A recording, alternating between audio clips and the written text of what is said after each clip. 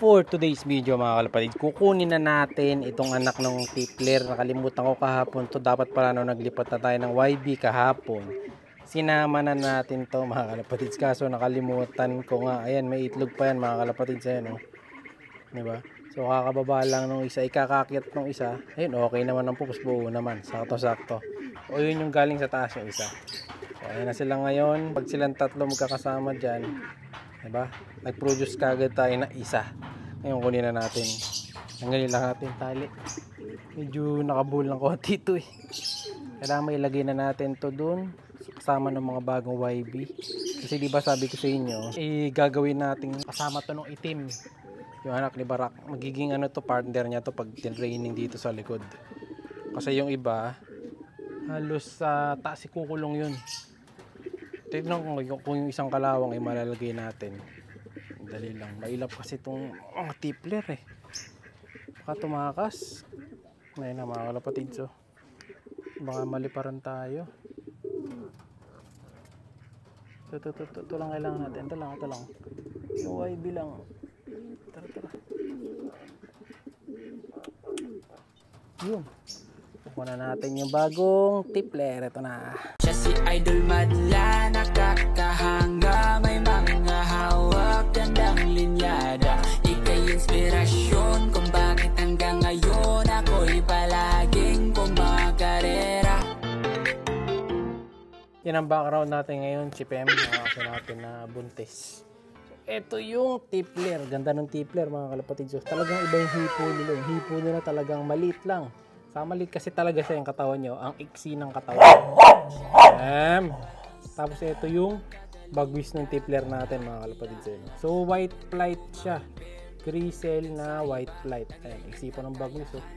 Maliit pa. Maliit pa talaga to. Pero pwede na panlipat dahil nga yung ano nyo, bagwis niya sa ilalim. Ayan, oh.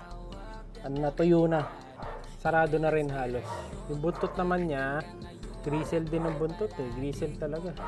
Grisel siya na grisel lang. Normal lang na grisel. Parang yung white grisel ang kulay niya. Tapos ayan, duling nga itsura mga kalapatids. Tapos malaki ang ulo na antoka. Maiksi eh no. Ganda ng itsura mga kalapatids. So, diba, parang punching datingan talaga. Pero ano kasi talaga to mga English flying tipler. So ito masusubukan natin kung lumilipad talaga na matagal. Kasi sasabay na natin to doon sa mga flyers natin. Ito maganda rito, nag-produce na lang tayo ng anak. Kaysa yung anong ginagawa natin, at least ito, anak na mismo to, pwede natin ilaban. Ganda ng kulay. Ang ring na nilagay ko pala dito, isa lang pala. Isa lang sing-sing. Ito, Belgium, naka-Belgium. Hindi ko pala nalagyan ng perso to. Sayang, hindi natin nalagyan ng perso. Pero ganda, wala pang kulay yung mata niya. Wala pang kulay yung mata mga kalapatid sa inyo. Yun, sakto. Ngayon, lagay na natin to dun sa stock section natin. Kasama nung kalawang bali. Sa ano, checkered. Yung kasing edad nito, parang di rin siya mabugbog. Bubugbog to pag sinama natin doon sa iba eh. Ito yung dalawa niya mga kasama, yung kalawang, saka yung white flight. Ayan. Yung mga nagchat-chat pa lang, naghahanap ng off color. Ito, pwede rin naman natin out yung iba dito, yung mga excess bird.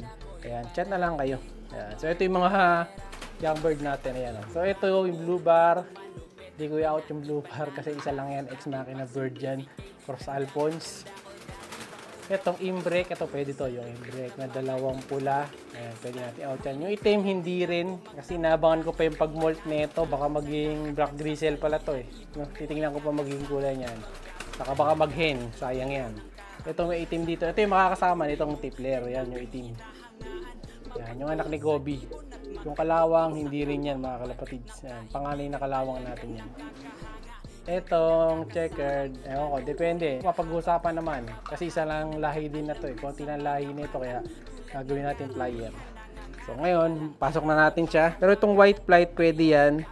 Yung kalawang na to, pwede rin siguro to. Chat nyo na lang ako. Muleman ang lahi niyan. Yung isa ako Manraiso. Ang itlog to, alam ko, isa na lang ang tunay na itlog nito eh.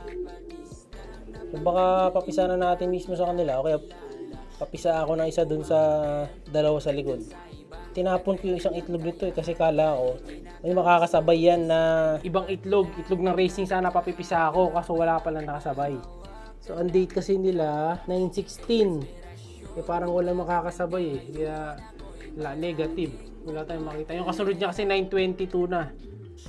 Mapapaaga naman yung pisa pag di natin pinapisa. Pero depende, baka may mahanap pa ako. Subukan kong maghanap. No, para hindi na natin gamitan ng fake egg. Ito, pasok na natin.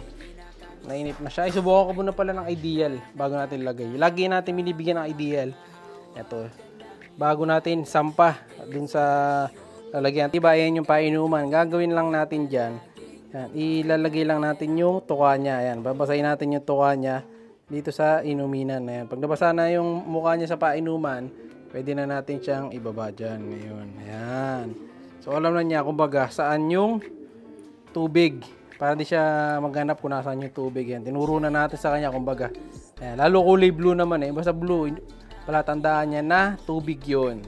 Ayan. Galingan mo dyan po. Yan. Yung bago mo kasama, mga off color din. So, abangan nyo to pagka pinalipad natin. Yan. Ito may flashlight na tayo na hawak. Check na natin kung may similya nga yung itlog niya. Sa nagtatanong pala kung yung ginamit natin dito sa isa pala, ito, yung cardboard natin. So, index card lang to na nilaminatean ko mga kalapatids ng pang-laminate. Yan, yung manipis lang. Ayan, diba? So, binalot ko to. Bali sa isang cardboard, sa isang A4, 4 na index ang nilagay ko. Tapos, sinati ko lang sa gitna. Niruler ko lang. So, binalansi ko lang yung magiging sakto. So, ito yung kinalabasan. So, ngayon ito, pag pinunasan nyo ng basahan to, napupunasan pa to, bagbasahang basa. Pero pag yung tuyo ng ganyan, hindi nyo matatanggal yan. Ayan. Kung kukukuin nyo, yun, matatanggal nyo. Pero yung normal na punas, hindi naman siya natatanggal. Kailangan ng basahan na basa para masulatan. Ito magandang nagawa natin na to. Kasi magandang invention ko dito sa look. Ito, tingnan na natin.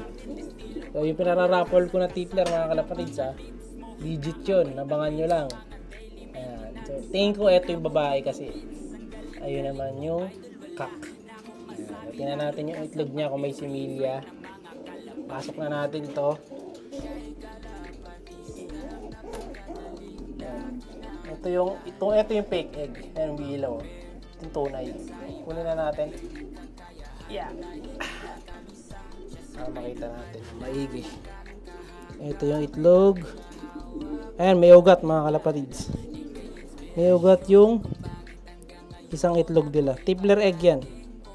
Papipisa ko na rin to. Total wala nang nakasabay eh. Sakto, isa lang. Papipisa na natin. Ayan, para magkaroon pa tayo ng second tippler. Ayan. So, okay na yan ngayon. Ito, tanggalin na natin to. Yung sahig, alisin na natin yung sahig. Wala siyang tapakan yan. Ito yung hen. Sa tingin ko. Yun ang kak. So, ano sa tingin nyo rin? Hen ba to? Ito yung maingay eh. Ito yung kak. Comment kayo mga kalaparids kung alin yung kak sa hen. Pag ito, yun ang kak. Confirm na. So, baka ito pwede kong pamigay ito. O yung isa dun. O kaya, yung dalawa na yung pamimigay natin. Itong dalawa titira ko. Ayan. Isang pair lang need natin. No, alisin natin yung sobrang dalawang hen. Kaya abang-abang lang, lagi mag-comment sa video natin para makatanggap kayo ng pangmalakasang mga flying tipplers. Siya'y kalapatistang napakagaling na kinakilala.